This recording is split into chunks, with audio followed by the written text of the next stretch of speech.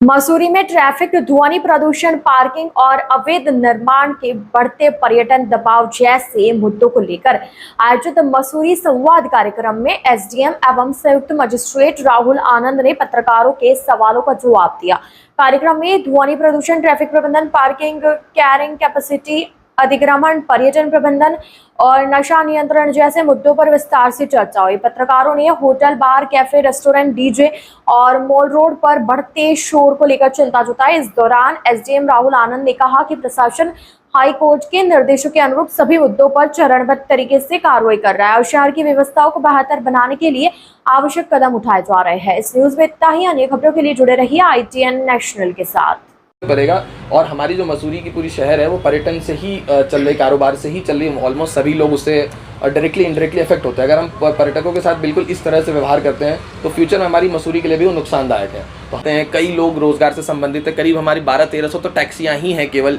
जो रोजगार से संबंधित हमारे मसूरी के विभिन्न लोगों ने ले रखी हैं। इसके अलावा करीब इतने ही लोगों के प्राइवेट निजी वाहन भी इससे ज़्यादा ही हैं, लगभग 2-2.5 हज़ार से ऊपर निजी वाहन हैं। तो हमारी लगभग पार्किंग देखा जाए तो इसी में सैचुरेट हो जाती है। और इसके बाद जो पीक टूरिस्ट सीजन आता है उसमें लगभग 4 से 5 हज़ार और कभी कभी तो 6 हज़ार गाड़ियाँ भी आ जाती है। तो इस कारण जो हमने भैया ना कि हमारी कैरिंग कैपेसिटी एक तरह से एग्जॉस्ट हो गई है, उतनी पार्किंग्स अवेलेबल है नहीं मसूरी में। तब इसमें कहीं ना कहीं बहुत ही डेलिकेट सिचुएशन है कि इसमें हम या तो हमें ये कहना पड़ेगा लोगों से कि उनको तभी गाड़ी लेने की अनुमति दी जाए जब उनके पास पार्किंग्स हो, या फिर हमें ये भी एक तरह से रिस्ट्रिक्ट करने की नौबत आ सकती है कि हम अपने जो हमारे मसूरी के लोग हैं जो व्यवसाय करना चाहते हैं टैक्सी का अपनी जीवन यापन के लिए, उनको रोकना। तो ये भविष्य में हमें कुछ 2-4 प्रोजेक्ट्स बड़े लेके आने पड़ेंगे शासन स्तर पे ही, जहाँ पे इसको करके इसका सॉल्यूशन निकाला जा सके में, और दिन में हम इफेक्टिवली उन पे मॉनिटरिंग भी कर सकेंगे। नोटिफाइड में निर्माण अलाउड है वहाँ पे जहाँ पे ऑलरेडी प्लिंथ अवेलेबल है। अब ये नक्शे जैसे कई बार होते हैं कि प्लिंथ में अब थोड़ी अब इस पर क्वेश्चन किया जा सकता है कि वहाँ प्लिंथ था या नहीं था, क्योंकि अब 1980 का डेटा को वेरीफाई करना भी बहुत मुश्किल है, क्योंकि उनको केवल हम अभिलेखों के आधार पे ही वेरीफाई कर सकते हैं, क्योंकि उस समय के हमारे पास कोई ऐसे टेक्नोलॉजी भी नहीं है कि हम 1980 में जाके देख पाएँ कि क्या वहाँ पे वो इतने बड़े प्लिंथ का था या नहीं था। अब डेमोलिश या जो भी उस प्रकार की कार्रवाई उसी हिसाब से कर सकते हैं। बिल्कुल, ये ध्वनि प्रदूषण मसूरी में अब नई समस्या हमारी बन गई, क्योंकि इससे पहले तो हम लोग बिल्कुल जाम और जो इनसे ही उलझे रहते थे। ये थोड़ी सी मैं खुद भी मानना चाहूँगा कि इसमें हमने बहुत ज़्यादा कार्रवाई नहीं की। इससे कुछ दिन पहले एक हमारे व्यावसायिक संस्थान की ही कंप्लेन आई थी, तब इसमें हमने इफेक्टिवली इसको देखा था कि हमारे पास मसूरी में तो मैं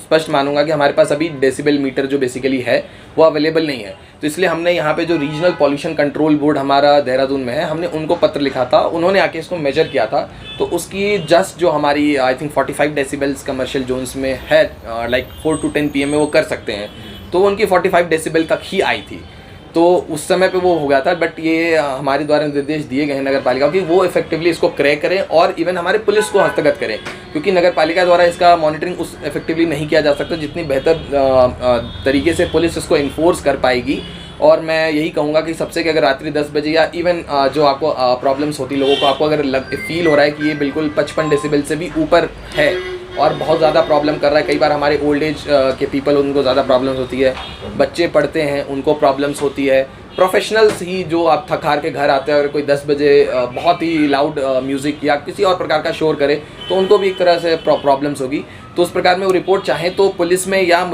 प्रशासन दोनों को कर सकते हैं। फिलहाल हमारे पास डेसिबल मीटर नहीं, बट इसकी हम जल्द ही क्रैक करने के प्रोसेस में है कि यहाँ पे आ जाए हम, ताकि हम उसके बाद उस इफेक्टिवली मॉनिटर करें। क्योंकि अभी हम अगर बिना उसके हम किसी भी प्रकार की एक्शन लेते हैं तो हम पे भी क्वेश्चन होगा कि जब तक इफेक्टिवली क्वांटिटेटिवली हमने कैसे मेजर किया कि ये ध्वनि प्रदूषण की श्रेणी में आता है अथवा नहीं आता है। तो जवाबदेही तय की जाएगी, चाहे वो पटवारी के लेवल पे पेंडिंग हो, चाहे वो तहसीलदार के लेवल पे पेंडिंग हो, चाहे वो मेरी लेवल पे पेंडिंग क्यों ना हो। जो राइट टू सर्विस के अंतर्गत हमारे पूरे उत्तराखंड शासन में जो लागू है उतने में तो उन्हें वैसे भी सबको निस्तारित करना है, क्योंकि उसकी रिव्यू मॉनिटरिंग प्रत्येक माह में हमारे जिलाधिकारी महोदय द्वारा भी की जाती है, इवन शासन स्तर पर की जाती है कि कितने समय में निस्तारण हो रहा है। तो इसमें जो पहले लोगों को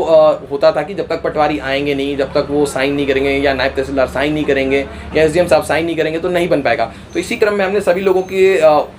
समस्याओं को समझते हुए भी हमने इस आई थिंक मार्च महीने में हमने इसको ऑनलाइन शिफ्ट कर दिया कि अब लोग कहीं भी CSC के माध्यम से इवन घर बैठे वो चाहें तो इसको ऑनलाइन अप्लाई कर सकते हैं, और नियत समय अंतर्गत उन्हें हमें देना ही पड़ेगा। मतलब हमें से मेरा तात्पर्य है कि मैं तहसीलदार पटवारी जो भी होगा सभी को नियत समय के अंतर्गत देना, नहीं तो जवाबदेही हमारी ऑलरेडी तय की जा रही है इसमें। और मैं अनुरोध करूँगा कि अगर लोग चाहते हैं तो प्लीज़ हमारे पास आएँ, मेरे तक वो पहुंचाएं बातों को, अगर वो, और मैं कोशिश करता हूं कि प्रत्येक थर्सडे, मंडे और सैटरडे में मसूरी बैठूं, तक पहुंचा पाएं कि जो 4 धाम का सेटअप है उसके लिए एक परमानेंट ही सेटअप कर दिया जाए, ना कि वैकल्पिक तौर पे कि हम जो 6 महीने हमारी चलती है उसके लिए अगर लोगों को परमानेंट ही नियुक्ति दे दी जाए और उसके बाद उनको मे बी 6 महीने में कहीं रूरल एरिया जहाँ पे शॉर्टेज है वहाँ पे भेजा जाए, क्योंकि करंटली ऐसा कोई हमारा परमानेंट सेटअप तो 4 धाम का ही नहीं, हर साल टेम्परेरी बेसिस पे लोगों को डेपुटेशन पे भेजा जाता है। एसडीएम्स को 1-1 महीने के लिए भेजा जाता है, सीओस को, कोतवाल्स को, कांस्टेबल्स को, डॉक्टर्स को, जो हमारे डॉक्टर्स तो बहुत ही इंपॉर्टेंट हैं। तो और हमारे पूरे उत्तराखंड में भी डॉक्टर्स की कमी है, ये तो हम सभी लोग बहुत अच्छे से जानते हैं। तो मे बी इसका सॉल्यूशन वही है कि अगर उचित शासन स्तर से इस डॉक्टर्स की भर्ती हो जाए, और मे बी कि 4 धाम के लिए हम स्पेशल हॉस्पिटल सेटअप कर दें जो परमानेंटली वहाँ फंक्शन करे। मे बी 4 धाम के समय ना चलते हैं, उस समय पे वो पूरे रुद्रप्रयाग जनपद या चमोली जनपद, उत्तरकाशी जनपद के लोगों को सेवाएं दें। तो इस प्रकार का कोई सॉल्यूशन आई थिंक वो हम मेरे लेवल पे तो नहीं, लेकिन एक बड़े लेवल पे लिया जा सकता है, जिसमें मैं आप सभी से अनुरोध करूंगा कि आप लोग इस तरह की अगर बात उचित स्तर तक पहुंचा पाएँ तो कहेंगे कि नेक्स्ट एक हफ्ते में उन 1% को भी साफ करें। और जब हमने पूरी माल रोड के, जब आपने खुद ही कहा कि हमने इतने प्रयासों से वो किया है, हम कोशिश करेंगे हमारे ऊपर वो क्वेश्चन भी ना हो, पालिका और प्रशासन दोनों इस पर सख्त रह करके जो रेस्ट 1% है उसको भी हम इसको हटा देंगे। और तहसील में जैसे हमारी नोटिफाई 2023 में हुई थी, उसमें 16 गांव और पूरी नगर पालिका क्षेत्र को मिलाकर के तहसील बनाया गया था। तो उसमें आई थिंक कार्य विभाजन को तो हमने लागू करवा दिया है, लेकिन मेन जो है कि हमारी इसमें तहसील में जो हमारी पिछली अधिसूचना हुई थी उसमें मैं आप सभी को अवगत कराऊंगा, उसमें घोषणा तो हो गई थी कि इन तहसीलों में इन गाँवों को सम्मिलित किया जाए, लेकिन उसके सापेक्ष जो कर्मचारी या बेसिकली जो स्ट्रक्चर हमारा है वो नहीं बना था। तो उसके लिए दोबारा बोर्ड को अनुरोध किया गया है कि जैसे यहाँ पे एक परमानेंट तहसीलदार, आरके, अमीन, संग्रामीन जो होते हैं या एसके होते हैं, इन कानूनों की परमानेंट तैनाती यहाँ की जाए। तो इस संबंध में हमारे क्षेत्र के माननीय मंत्री विधायक जो हमारे गणेश जोशी जी, उन्होंने भी लगातार प्रयास कर रहे हैं। और हम कोशिश ये भी हमारी है कि हम इस तहसील को, मे बी जो मॉल रोड है जो सेंटर में, क्योंकि ये दोनों साइड बैरियर से भी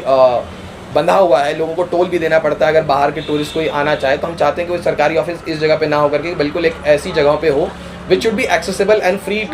टू ऑल। हम उसके हिसाब से भी एक जगह चयन करें। बट आप सब लोग जानते हैं कि मसूरी में थोड़ी सी जगह की प्रॉब्लम्स हैं इस प्रकार की। 1-2 जगह हमने चयनित की, बट फिर अगेन उसमें प्रॉब्लम्स ये हैं कि वो जगह अगर प्राइवेट होगी तो हमें एक्वायर करना होगा, एक्वायरिंग की कॉस्ट बहुत ज़्यादा होगी। हम कोशिश कर रहे हैं, मोस्ट प्रोबेबली 1-2 जगह हमारे संज्ञान में आई गई हैं, नगर पालिका के ईओ साहब द्वारा बताई गई है। मोस्ट प्रोबेबली हम 1 महीने के अंदर जगह जरूर चयनित कर लेंगे। ये मैं आश्वासन देता हूँ कि 1 महीने के भीतर दूसरी तहसील के लिए उपयुक्त जगह, जो कि सभी के लिए सुविधाजनक हो, वो चयनित कर ली जाएगी। इसके उपरांत जो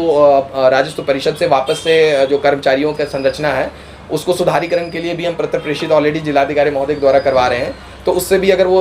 परमानेंटली नोटिफाई हो जाए तो फिर ये जो मसूरी तहसील का अस्तित्व है धरातल पे आ जाएगा। जैसा मैंने भी बोला कि इसमें हम कोशिश करेंगे 1 हफ्ते में हम आपको रिजल्ट, अभी सभी के समक्ष सारे हमारे पत्रकार हैं, और मैं कोशिश करूँगा 1 हफ्ते में जो थोड़े बहुत जो 2-4-10 इस प्रकार के लोग बच गए हैं, तो जहाँ 200 लोगों को हमने किया तो ये 10 भी बिल्कुल ही ख़त्म करेंगे इसमें।